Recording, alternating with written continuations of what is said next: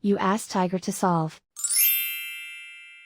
This deals with linear equations with one unknown. The final result is x equals 5. Let's solve it step by step.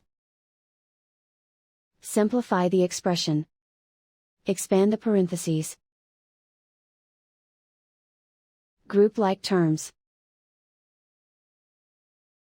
Multiply the coefficients. Simplify the arithmetic. Group like terms. Combine like terms. Group all constants on the right side of the equation. Subtract 4 from both sides. Simplify the arithmetic.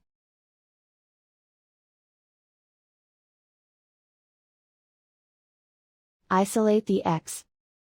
Divide both sides by 9. Simplify the fraction. Find the greatest common factor of the numerator and denominator. Factor out and cancel the greatest common factor. And so the final result is x equals 5.